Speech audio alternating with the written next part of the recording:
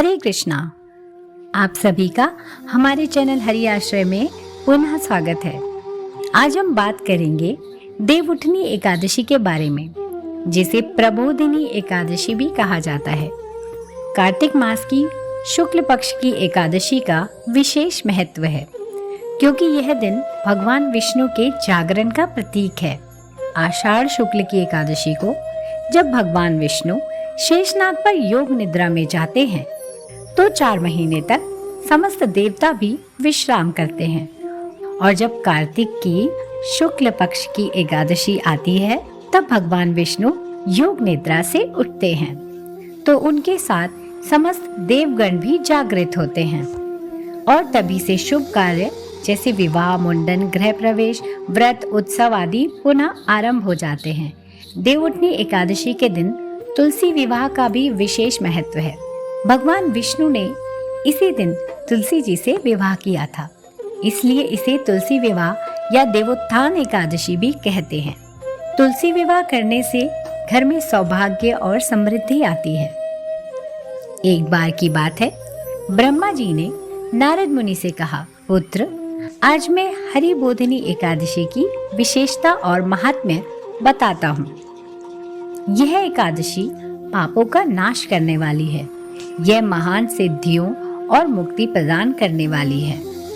शास्त्रों में गंगा स्नान का महात्म्य बहुत बताया गया है, किंतु हरि बोधिनी एकादशी गंगा स्नान से भी अधिक पवित्र करती है, सभी तीर्थों की यात्रा से भी अधिक पवित्र करती है, समुद्र स्नान से भी अधिक पवित्र करती है।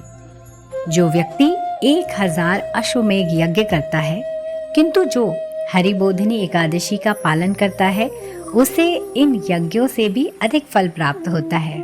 जब नारद मुनि ने हरि बोधिनी एकादशी के बारे में यह सब सुना, तब उन्होंने पूछा, हमें हरि बोधिनी एकादशी का लाभ कैसे मिलता है?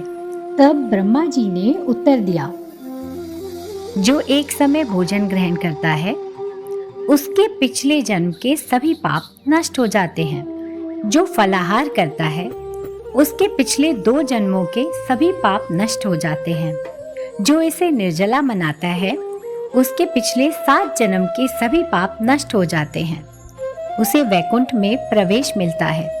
उसके पूर्वज भी वैकुंठ में प्रवेश पाते हैं, चाहे वे पापों के कारण नरक में ही क्यों न थे।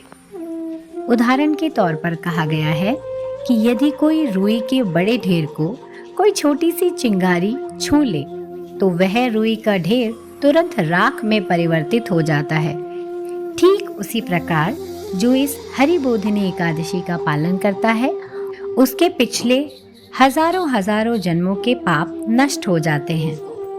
आइए इस देवोत्थान एकादशी पर हम सब मिलकर भगवान विष्णु से प्रार्थना करें कि वो हमारे जीवन से अज्ञान और अंधकार दूर करें और हमें धर्म, भक्ति और प्रेम के मार्ग पर अग्रसर करें। हरि बोधिनी एकादशी की जय। हरे कृष्णा।